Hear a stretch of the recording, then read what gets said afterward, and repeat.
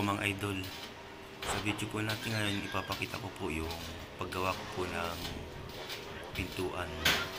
Tubular po yung gagamitin ko, 1x2 yung ginamit po natin tubular.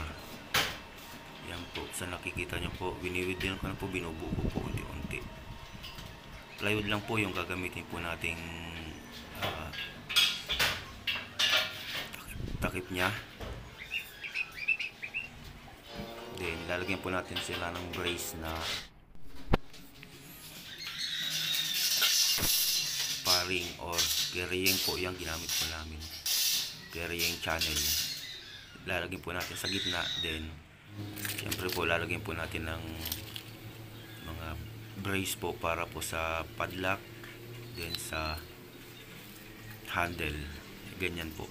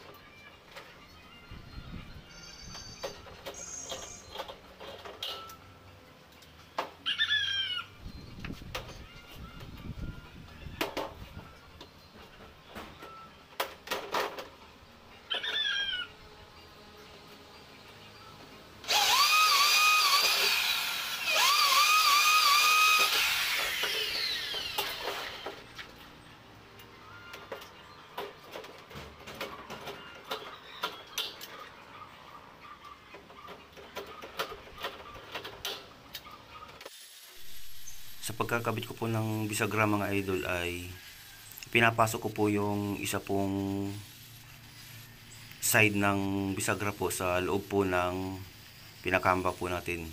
Tubular din po yung hamba po na ginamit ko, 1x2 rin po. Ginagrinder ko po siya para po makapasok po yung isang bisagra, para po siya magka butas o maikat po natin yung kasya po yung bisagra po natin.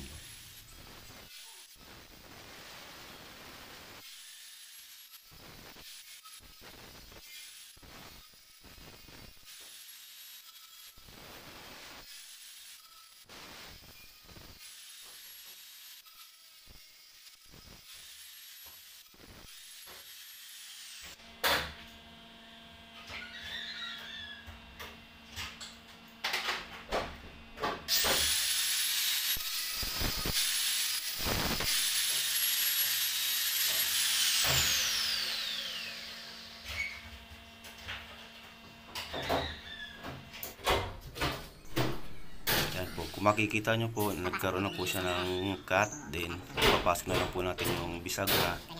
Paribit po yung gagamitin po natin. Sa pinakapinto po, kahit hindi na po yung nakapasok yung bisagra nya, kaya lang po natin ipinasok kasi po para maliit po yung awang ng pintuan sa hamba po. Kaya ganyan po ginawa natin.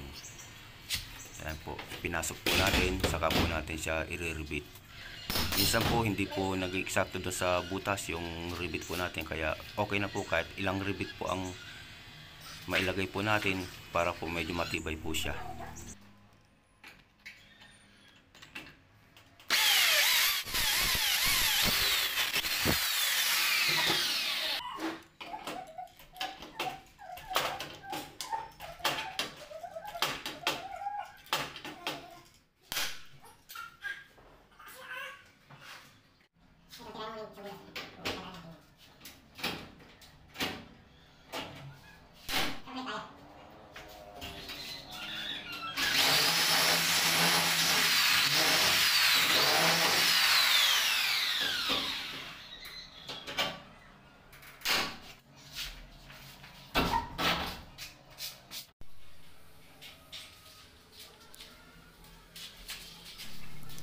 Okay po mga idol, ganyan lang po yung pagkakabit po natin ng bisagra.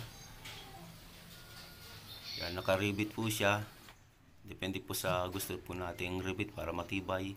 4, 6 o 5, okay na po yan. Ayan po yung mga, ganyan lang po yung knob, doorknob po natin, handle po natin.